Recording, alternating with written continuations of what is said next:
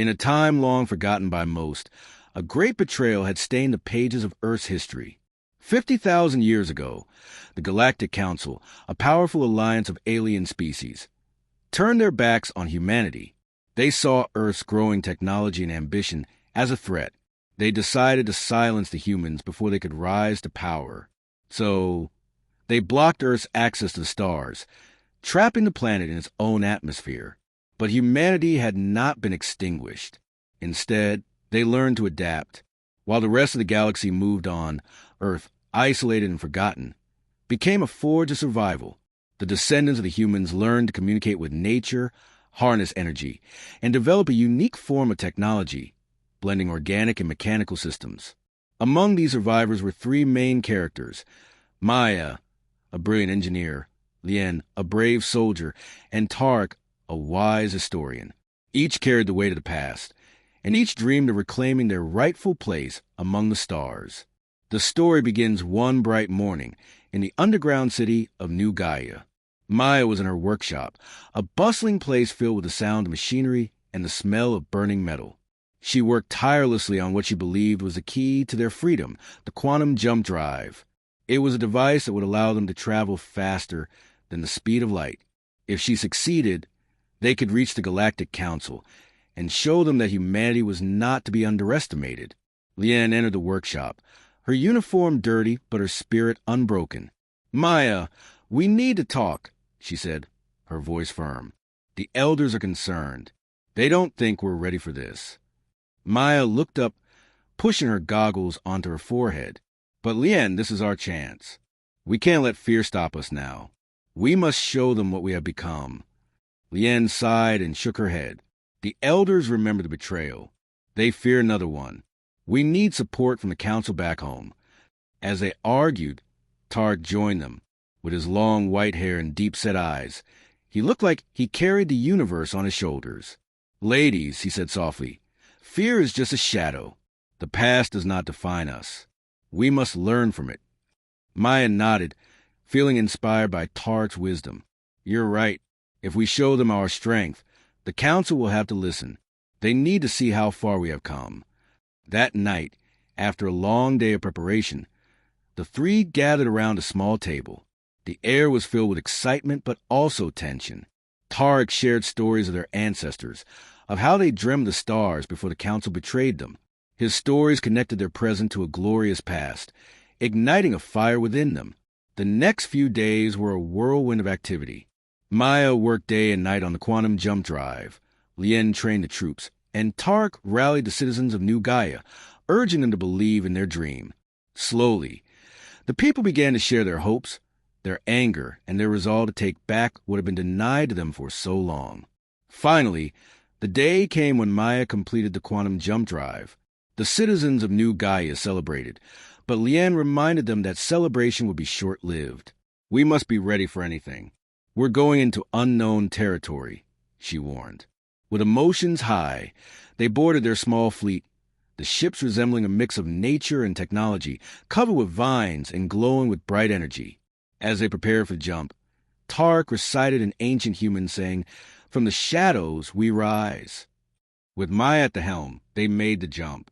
The universe around them became a blur of light, until suddenly they were in space. The beauty of the stars filled their windows, and a collective gasp escaped their lips. They were free, yet freedom comes with danger. As they emerged from the jump, they found themselves surrounded by the council's ships, massive and intimidating. Their initial excitement faded.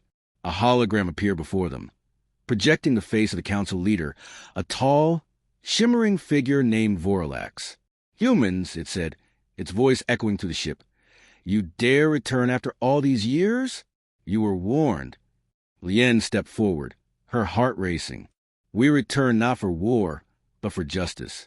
We deserve to be heard." Vorlax's expression remained impassive.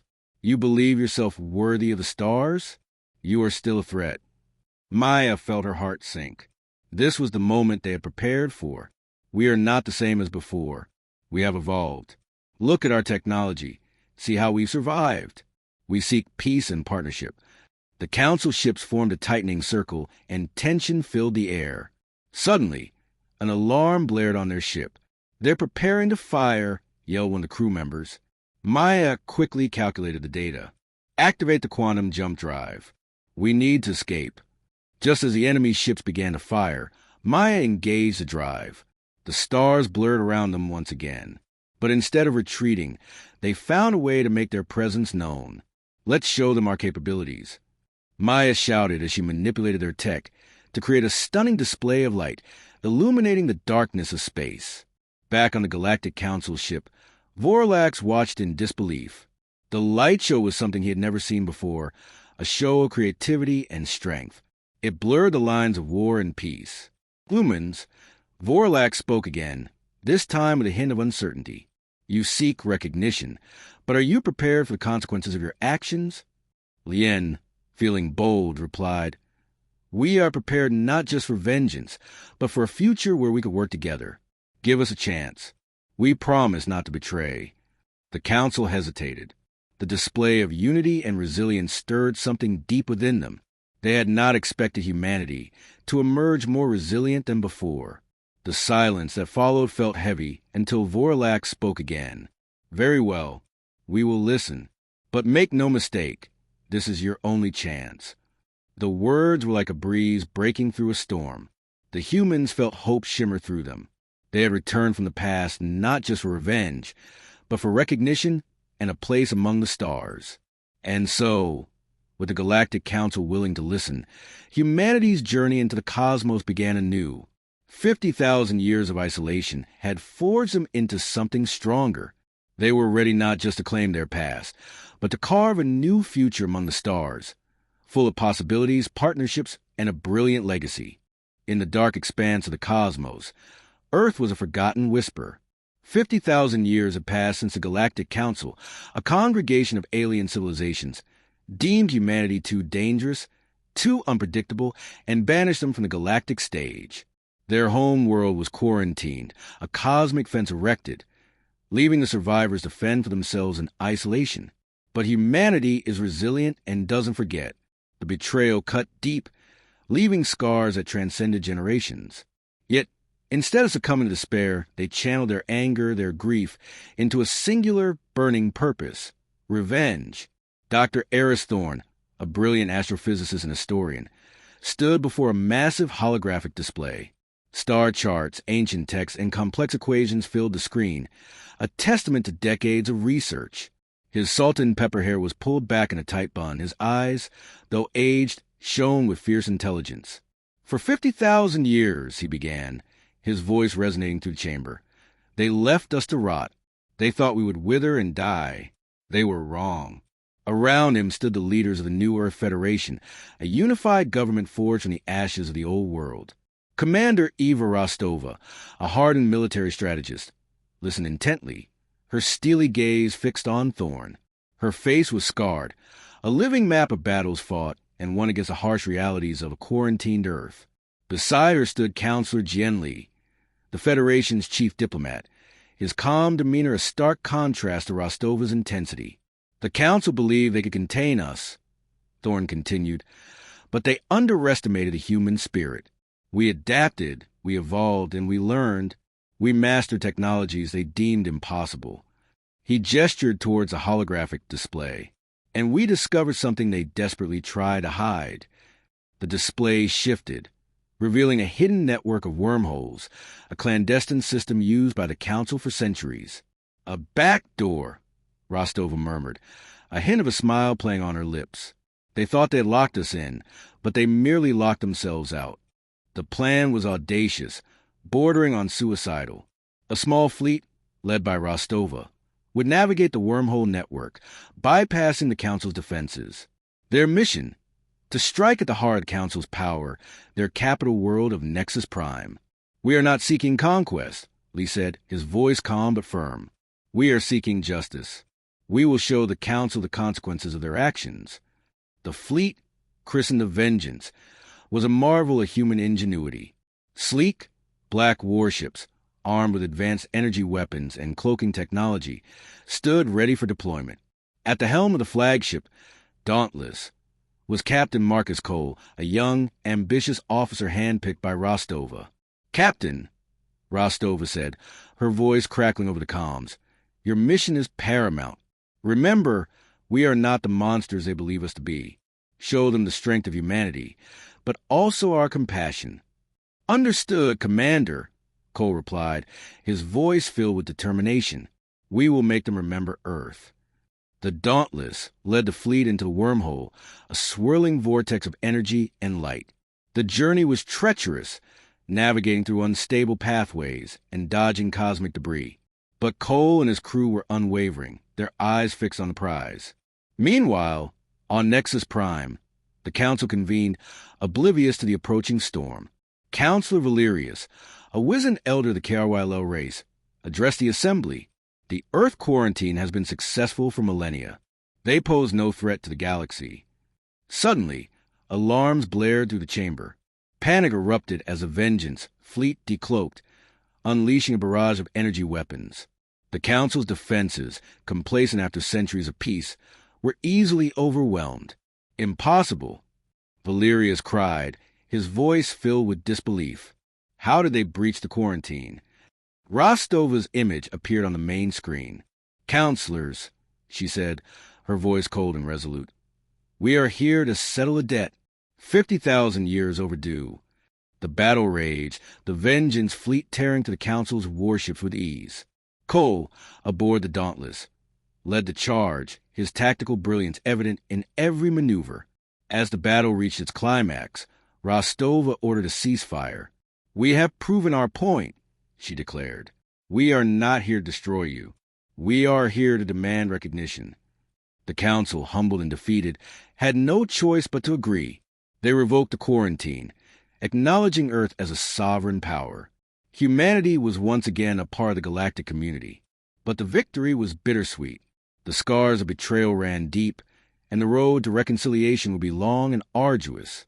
Yet, humanity had proven its resilience, its ingenuity, and its unwavering spirit. They had returned from the ashes, not as conquerors, but as survivors, demanding their rightful place among the stars. In the aftermath, Lee addressed the Galactic Council, his voice filled with both sorrow and hope. We have suffered greatly, but we have also learned. We offer you not vengeance, but understanding. Let us build a future together, a future where such betrayals never happen again. The Council, chastened by their near defeat, cautiously accepted Lee's offer. The galaxy held its breath, wondering if peace was truly possible. Back on Earth, Thorne watched the events unfold on a holographic display, a faint smile gracing his lips. They underestimated us, he whispered. They will never do that again. Humanity had returned, not as a vengeful destroyer as the Council feared, but as a force to be reckoned with, a beacon of hope in a galaxy desperately in need of change. The journey had been long and brutal. But the future, for the first time in 50,000 years, looked bright. The quest for revenge had transformed into a quest for justice, a testament to the enduring spirit of humanity. They had come back to get revenge, and in doing so, they had found their place in the stars. In a time long after the stars had whispered secrets to humanity, Earth was a shell of its former self. 50,000 years after the Galactic Council betrayed planet Earth, the humans who survived were not the same. They had evolved. They had changed. They had lost everything and yet gained something unexpected. Strength forged through hardship. On the outskirts of the Andromeda Galaxy, a group of humans had gathered. They were known as the Reclaimers. Among them was Captain Mira, a woman with fiery red hair and an unbreakable spirit. She was a skilled pilot, fierce and determined, known for her bravery in battles long forgotten by the rest of the universe. Alongside her was Tarek, a towering man with a calm demeanor, who became Myra's trusted second-in-command. The last member of their trio was Lyra, a brilliant engineer with sparkling blue eyes, known for her knack for making machines work even when they appeared beyond repair. Their ship, the Phoenix, was not just a vessel. It was a symbol of hope. Built from the remnants of old technology and powered by a new energy source they had only begun to understand, it was the key to their revenge against the Galactic Council, which had betrayed Earth centuries ago. With the final coordinates of the Council's headquarters in their databanks, the Reclaimers prepared for their journey home. As they flew across vast stretches of space, Mira gathered her crew in the main deck. We all know why we are here. The Galactic Council turned their backs on us. They sold our planet for their gain, and we lost our home. But now we've returned. Her voice had a fire that ignited hope within the team. Tarek clenched his fists. Once we reach Earth, we need to show them humanity is no longer weak. We will reclaim what is ours, and they will regret the day they betrayed us. Lyra nodded, adjusting her goggles. We have new technology from our research. We can enhance the Phoenix. We have to be faster, stronger. Days drifted into nights as they journeyed. The stars outside twinkled like distant diamonds, but inside the ship, the crew worked hard to prepare. Lyra fixed the engines and improved their weapons. Tarek trained hard, ensuring both men and women in their crew will be ready for fight. Mira coordinated strategies, reminding everyone of the strength of unity. Finally, they received a communication that sent chills down their spines. The Galactic Council had noticed the Phoenix approaching Earth. They called for an emergency meeting to discuss what could possibly be a dangerous threat to their authority. Control yourself, Mira advised her crew as she received the urgent message. We must stay focused. This is only the beginning of our mission. When they reached Earth, the sight of their planet after 50,000 years made Myra's heart ache. Green forests had become barren, cities had turned to dust, but it was still the place she called home. The crew landed on the deserted plains, miles from the ruins of what once was their great cities. With hearts pounding, they stepped out of the Phoenix. The air was stale but charged with energy. Tarek scanned the horizon, his giant frame silhouetted against the pale sky. It's quiet. Mira handed out weapons. Remember, we are here for justice, not just for us, but for everyone who suffered because of their betrayal. They made their way to the ruins of New Tokyo. The city was unrecognizable, buildings crumbled and twisted metal rising like sad monuments to the past. As they moved into the heart of the city, they suddenly found themselves surrounded. A group of robotic sentinels emerged from the shadows. They were remnants of Earth's past, once built to protect, but now turned against the very humans they were designed to serve. Intruders detected. A mechanical voice echoed. Identify yourselves. Mira stepped forward. We are humans, the reclaimers of Earth. We come to reclaim what is ours. The sentinels hesitated, but then charged. The crew leapt into action. Tarek used his massive strength to hold off two sentinels, while Lyra focused on disabling their systems. Mira shouted commands, strategizing their attacks. Despite being outnumbered, the reclaimers fought fiercely. Lyra created a distraction, overloading a nearby generator that sent sparks flying, making the sentinels malfunction. With quick thinking, Tarek used the chaos to pull the remaining robots apart with his bare hands. It was a brutal battle, but they emerged victorious. Just as they caught their breath, a loud rumble echoed in the air. The ground shook as a colossal ship descended from the sky, the emblem of the Galactic Council emblazoned on its hull. Prepare to face the consequences of your actions, humans. A voice boomed from the ship. Myra's heart raced. The fight was far from over. We need to regroup. We can't take them head on. But as panic threatened to take over, Lyra activated the Phoenix's old systems. I can overload their systems from here. It'll buy us time. Captain, we need you to lead the attack. With newfound determination, Mira took charge. All right, we move now. Tarek, guard the entrance while Lyra works on the override. I'll create a distraction. As Mira ran out, she felt the weight of 1,000,000 eyes on her. She was more than a soldier. She was a beacon of hope, bringing humanity back to their roots. She faced the ship as explosives rained down, narrowly escaping, and reminded every reclaimer of their purpose. Lyra's fingers danced over buttons furiously, sweat pooling at her brow as she worked. Almost there, she shouted, ignoring the chaos around her. With the ship's control systems now under their influence, alarms blared. Mira got Tarek to help cover her as she sprinted to the ship's entrance. The energy field flickered, and with one last push from Lyra's expertise, it collapsed. The crew charged inside together, excited to feel the thrumming of power coursing through the ship. They had a massive task ahead, but as they looked at each other, they felt it. Strength, unity, and the sweet taste of revenge, justice, and hope. They had come back to reclaim their home, and humanity was not finished. The fight for Earth was just beginning.